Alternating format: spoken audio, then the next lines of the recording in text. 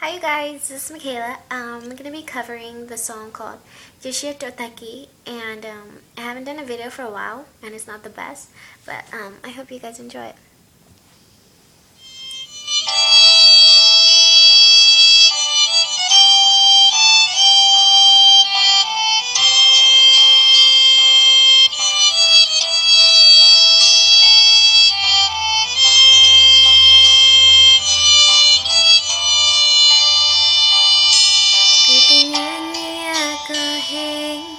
Ôi cha có chi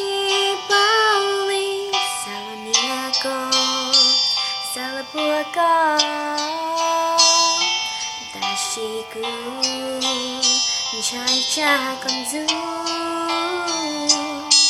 cứ từ xa xa hư có hẹn có tình chia cũ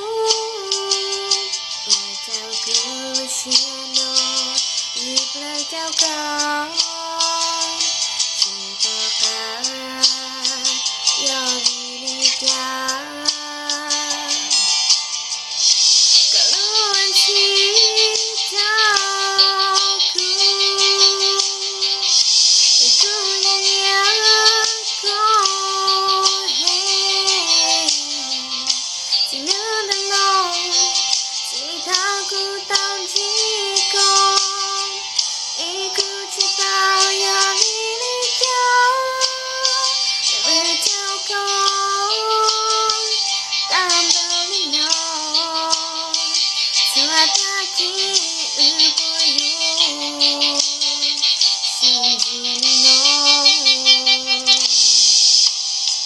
cho cái lưu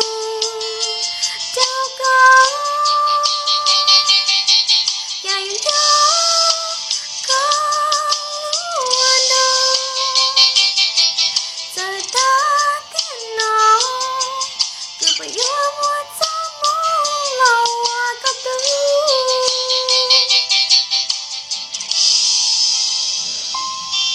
cứ tình nghe cơ hẹn ôi cha có chi bao ly sao nia có sao bùa có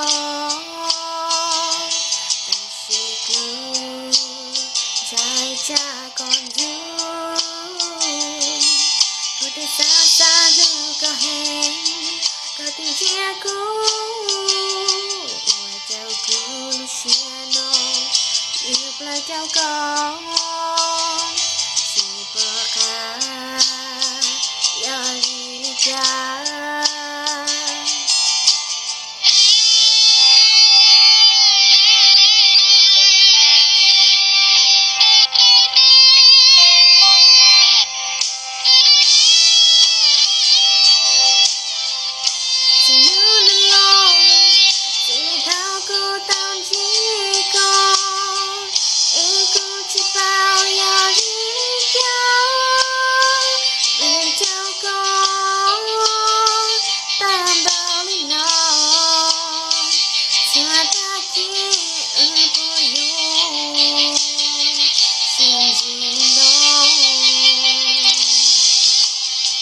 cho cái lưu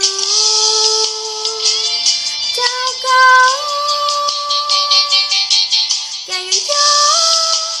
con luôn đâu giờ ta tiếng nó cứ phải yêu một giấc mộng lâu có tư. Thanks for watching, bye.